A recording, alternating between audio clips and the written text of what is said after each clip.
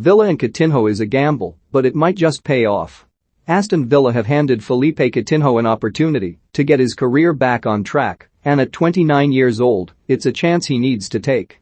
It says a lot for how we view the game these days that the signature of a 63-cap Brazilian international who's won trophies in 4 different countries by a former European champion can cause such bafflement and amusement as the loan signing of Philippe Coutinho by Aston Villa seems to have done.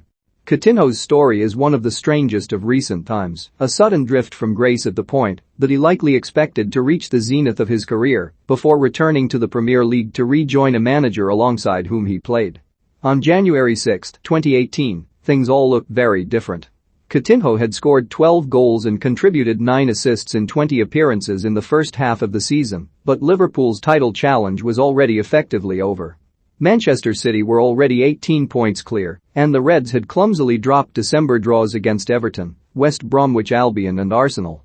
That last game was extraordinary, Liverpool throwing away a 2-goal lead in the space of 5 minutes by conceding 3 times before scrambling back. Barcelona had dropped just 6 points all season in La Liga by that same date. They'd finished the 2016-17 season as runners-up to Real Madrid and had been knocked out of the Champions League in the quarter-finals by Juventus, and the previous summer they'd lost Neymar to PSG when they triggered the £198 million release clause in his contract. Barca needed a replacement and Coutinho fit the bill, but a £72 million bid was rejected, as were 2 further offers before the transfer window closed. And Coutinho had been agitating for the move. It cost him considerable goodwill on Merseyside. The eventual fee that he moved for, if all add-on clauses were met, would be a jaw-dropping £142 million. Liverpool finished the season, where they were when Coutinho left, 4th in the Premier League, albeit now 25 behind Manchester City's Centurions. They also reached the final of the Champions League before losing to Real Madrid. That summer, Liverpool spent £55.5 million on Alisson, £52.75 million on Naby Keita, and £39 million on Fabinho, the final pieces in the jigsaw for the team that won the Champions League in 2019 and the Premier League a year later. Barcelona, meanwhile, had spent 2/3 of the biggest transfer fee ever received on one player. It wasn't working out. They won La Liga at a canter, only losing the penultimate match of the season, by which time the title had long been sewn up.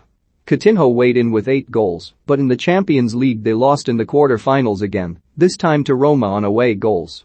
The following season his performances for the club were fitful, and he found himself as much on the bench as in the first team. 18 months after arriving at Camp Nou, in the summer of 2019, Coutinho was on the move again. This time, Bayern Munich were paying £7.5 million, as well as his salary of £12 million, to loan him. A fee of £107 million was agreed, should Bayern wish to make the move permanent. He won the German treble of the Bundesliga, DFB Pokal and Champions League, but again this only tells part of a story. Coutinho didn't quite seem to fit, he only made 23 appearances in the league. Bayern didn't take up their option to sign him in the summer of 2020, but his return to Barcelona was hampered by injury, with a knee problem keeping him out of the second half of the 2020-21 season. But in the background, Barcelona were imploding. Although he wasn't source of the club ending up £1.3 billion in debt, Coutinho has found himself tarred as one of the symbols of their precipitous fall. He was never going to get any sympathy on Merseyside, he'd burned a lot of bridges there. But it should be made clear that Barcelona were architects of their own downfall, rather than any players or coaches. As they sank into crisis, Coutinho's wages became a cost that Barcelona couldn't really afford, but were still contracted to pay. There was talk of a move to PSG, or of a return to the Premier League, perhaps to Chelsea or Arsenal, but neither came to pass.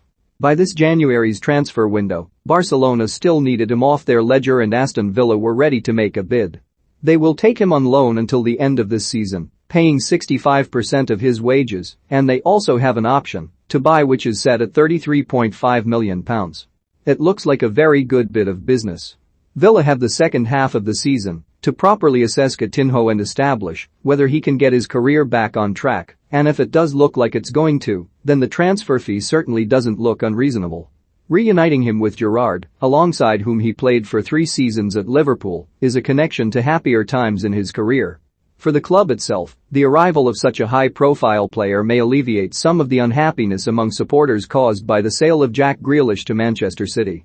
And for Coutinho, this may be a last chance to revive a playing career that has been hampered by inconsistency and injury since he left Liverpool 4 years ago.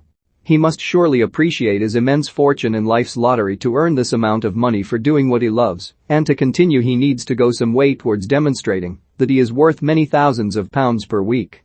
At 29, time may be starting to run out, but if Coutinho and Villa can make this work, it could turn out to be one of the transfer coups of the season.